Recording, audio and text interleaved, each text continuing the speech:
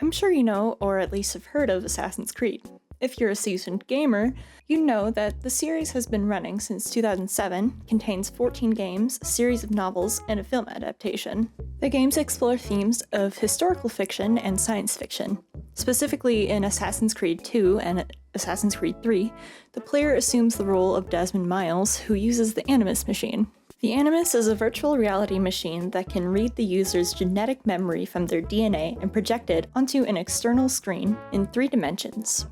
In the game, it is said that it is easiest to synchronize with memories that are most similar to yourself, which is why Desmond can access Ezio's genetic memories in the second game or Haytham's in the third. But how would the Animus work in real life?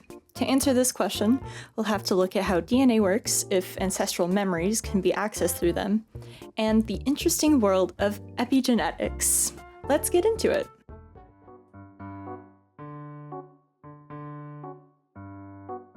A DNA molecule is formed of 2 double helix strands of nucleotides that are held together by hydrogen bonds. The molecule carries genetic information for a living organism and the instructions that it needs to develop, function, and duplicate. DNA may be microscopic, but they carry genetic code necessary for the process of gene expression.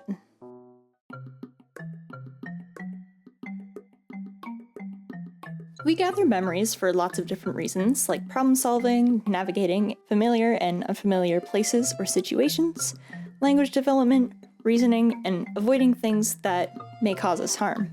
In the encoding stage of memory, a connection known as a synapse is formed between neurons in the brain. The synapses create new circuits between the nerve cells. Depending on how often a person is exposed to an event, the stronger the connection is. Since the memories are stored in the brain's hippocampus, therefore within complex neural connections, they can't be encoded in DNA. This is because DNA takes care of the genetic expression of the cells that have been passed down from a parent's sperm and egg, and there are no known ways to convert neural pathways in a form that can be passed down through DNA. So TLDR, no.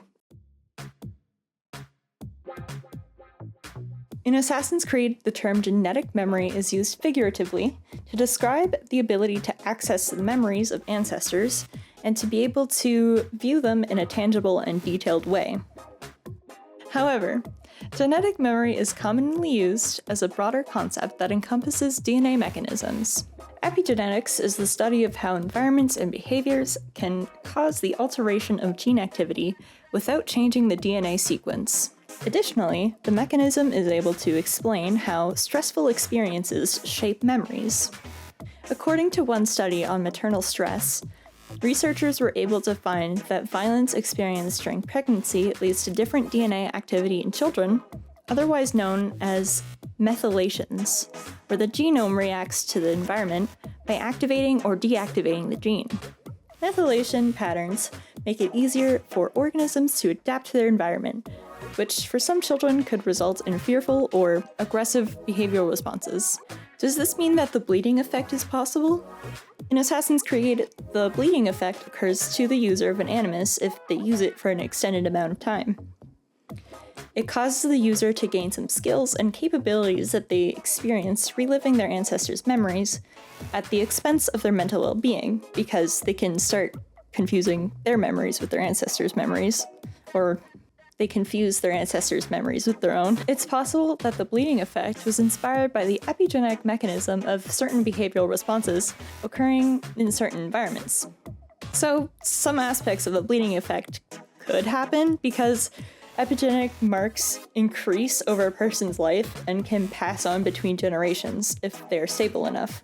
However, methylations in brain neurons, which help memory formation, are not hereditary. This is because brain tissue is not involved in human reproduction. So even though it's possible for epigenetics to enable a person to respond to a situation in a certain way, it's highly unlikely that they would be able to inherit direct memories or the natural ability to perform the leap of faith at the drop of a hat.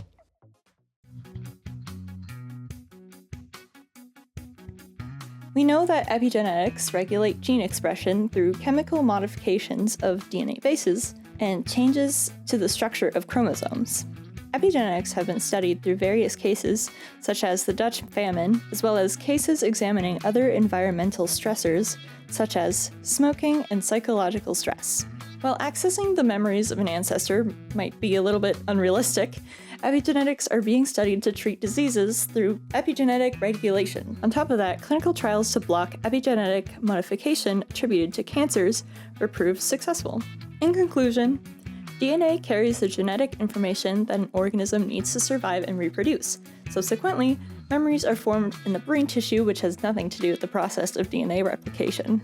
However, epigenetics have shown that some behaviors may be passed down between generations due to factors such as responses to certain environments, such as extreme stress, fear, or violence. This means that Assassin's Creed uses the term genetic memory somewhat accurately, in the way that behaviors could be passed down throughout generations, though being able to view and physically relive memories is quite the stretch given current technology. That being said, it is possible that the Animus was used as a narrative explanation for the existence of the user interface and the user experience of the game.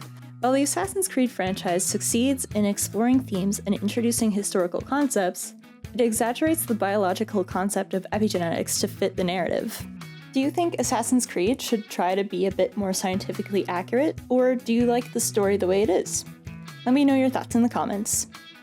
Please consider subscribing or following me on Twitch at twitch.tv/mariomai. Okay, see ya!